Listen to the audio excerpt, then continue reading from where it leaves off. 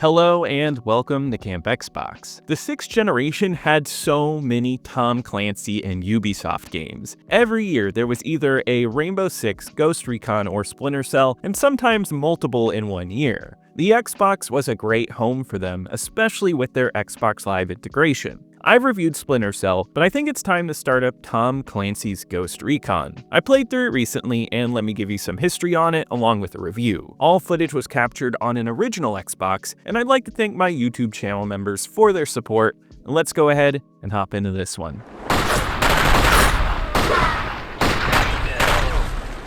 Another kill. On your tail. In 1997, Tom Clancy, a famous political writer, formed a partnership with Virtus Corporation to make games based on Tom Clancy's ideas. Some would be based on his hit military-based novels, as well as some fresh ideas. His works were bestsellers at the time, as well as having many hit movies based on his works. It seemed like the right move was to move into video games, and they formed Red Storm Entertainment together. During this time, they made multiple Rainbow Six games which were tactical shooters and were huge hits. By 1999, they were making over $50 million in revenue, and Ubisoft would buy them in 2000. It was sometime around then that Ghost Recon went into production. It was first showcased at E3 2001 and featured in GamePro. It seems that as early as then, this game was meant for PC, but it was also planned to be a launch title for the then upcoming Xbox. It would feature tactical shooting from their Rainbow Six series, but instead of being as covert, you were well equipped and moved a squad in real time using an in-game map. The PC release was scheduled for November 2001, but the Xbox version was not in sight yet. Pretty early on, it seems that the Xbox version was pushed out. I saw no concrete evidence, but if I were to surmise, they pushed it to release alongside the launch of Xbox Live in 2002. The PC game was a major success and garnered rave reviews for the time. As a result, magazines were pretty hyped to see the Xbox version hit the shelves. In interviews and articles, it was stated that this version would be more polished graphically on the Xbox and would feature exclusive guns. Official Xbox magazine would say that it was not a dumbed-down PC port and would be made much the same way. As 2002 rolled around, Xbox Live would grow closer to launch, and Ghost Recon would release a few days before on November 12, 2002 in North America and December 6 in Europe. It would also see a PS2 and GameCube release. I personally have never touched this entry in the series. I was not a huge tactical shooter fan at this point in time, and I never played these when they were new. Tom Clancy games stayed off my radar for a bit, but now I've changed and I've played a few, and I think it's time to try out this series. And let me give you a review of my experience, starting with the plot.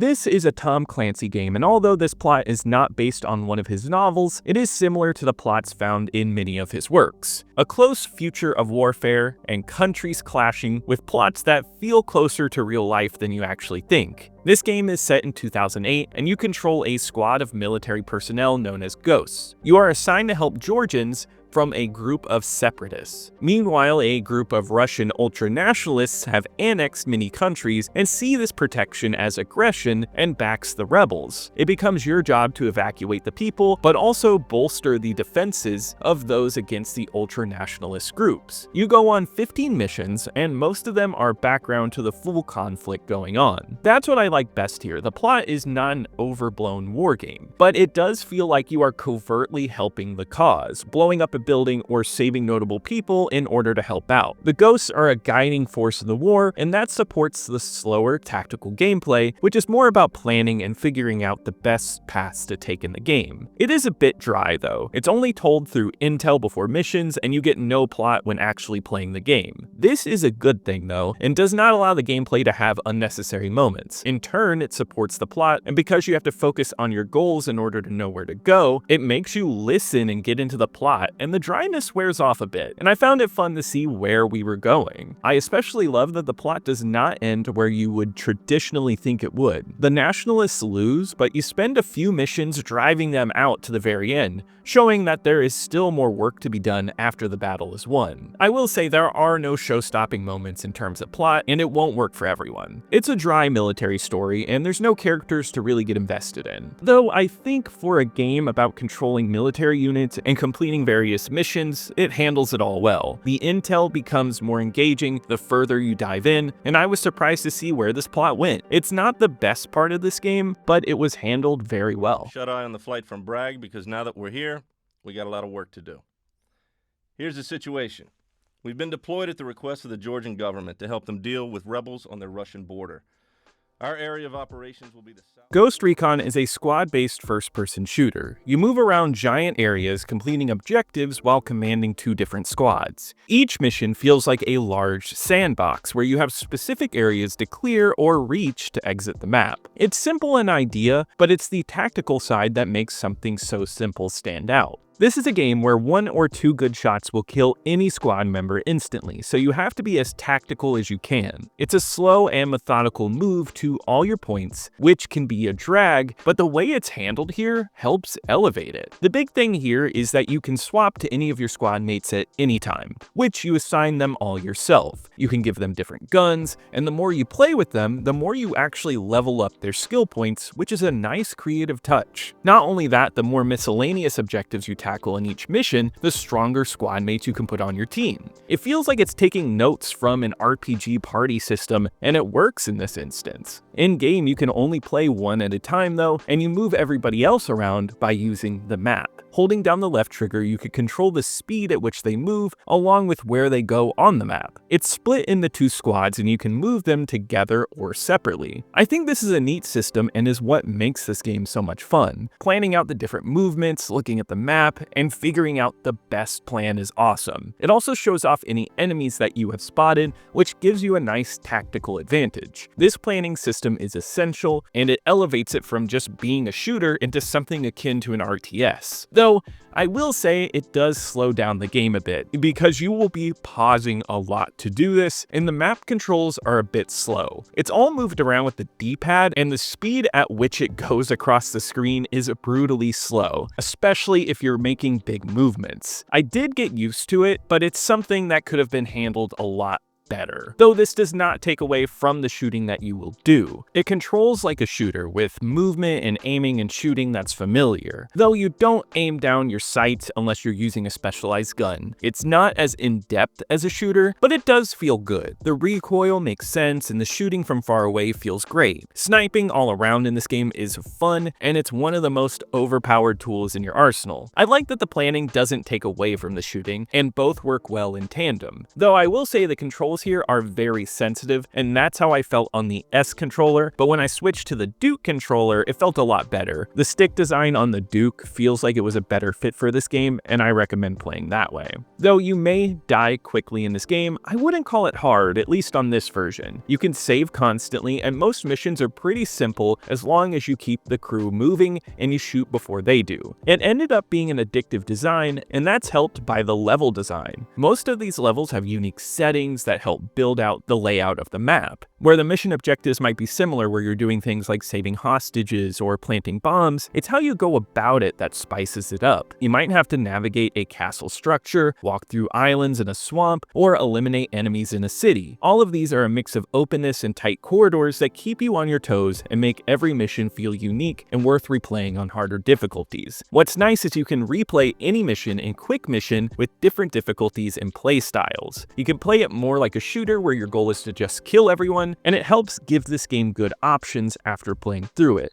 Along with some excellent AI squad mates for the time, following your orders and taking cover and shooting when needed, I had no issues with the AI here. I'm surprised how much is here for a game that is slow and methodical. The perfect planning and different routes you take help make this a powerfully addictive game. I kept going on mission after mission to see what was next, and I was hardly ever disappointed. I think the biggest issue here is the slowness of the map controls, and this is a big deal because you will always be using this, yet it's something I can handle because overall, the gameplay here is a blast. Got him! In position.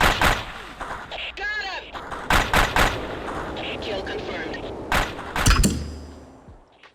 Since Ghost Recon is considered a launch title for Xbox Live, it is essential to review its multiplayer components. Luckily, this game is supported through Insignia, the Xbox Live replacement service, so that you can play it on Xbox Live today. Though, even with that said, you can still play this game through local multiplayer or System Link. This game offers 4-player split screen and co-op gameplay, offering 2 squads on the map, and you could split each with 2 people. I'm happy to see co-op make it into this game, and being able to do it with another friend rocks. There's not just co-op, there's also a fun team deathmatch type mode where you control a squad, and it gives you a lot more life outside of the single player if you have someone to play with locally. And I did set up a session online, and I got some online time in, and I want to give a huge shout out to DJ Andromeda and Rory64 for playing some with me. This game has a solo mode, which works like a normal shooter, and that was fun. It's the huge maps of the game, and you fight in them. We had a small group, so it wasn't too crazy, but this game does support 16 people, and I can imagine that being insane. There's also team mode where you can do team matches. I didn't get to try these, unfortunately, but once again, I imagine they're fun. I did get to play a good amount of co-op online, and it was seamless and fun. We picked a few missions and worked through them slowly and steadily together. This is probably where I had the most entertainment, and I could have played the whole campaign this way. Sadly, this game is not at the peak it once was, but I'm happy to get to play it on Insignia, and it was a blast.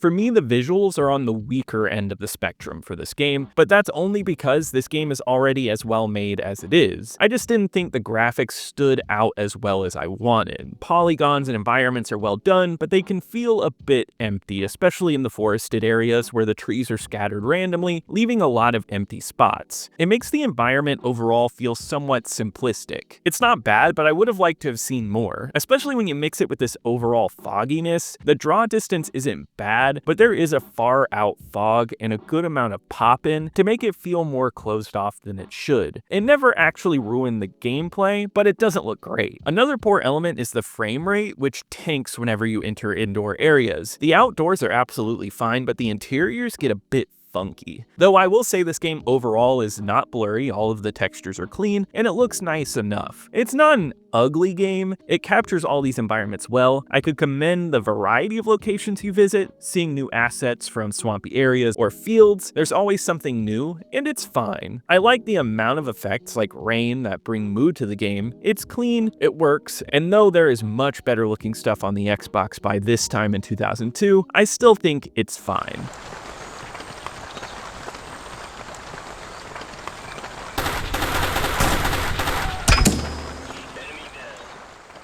The audio in this game is interesting because it features no music outside of the menus. Once you're in the game, it gets quiet and it fits perfectly. It gets you into your mission, and when you're sneaking around, it lets you notice when someone is moving close to you or other small details. If you play this game with headphones on, you can tell they worked hard to capture all of the environments well here. The detail and sound that blew me away the most was the rain. When walking in the grass in the rain, the sound is different than when you're walking on a gravel path, and the same goes for footsteps. It's attention to detail like this that takes what might be solid sound effects and makes them something special. It's not just that though, but the wind is captured perfectly while it's hitting the trees and moving around you. It's the lack of music that makes the world feel more like a tactical game, and it settles you in perfectly. It also makes the group chatter more noticeable. Team members will notify you when they spot enemies, get hurt, or take down an enemy. Now they do repeat lines a lot, but it works to recognize that something is going on easily. All of the voice work was solidly done here, and it's clear and to the point. Once again, the game surprises me with the amount of thought that went into the audio, and it's these elements that make the game better.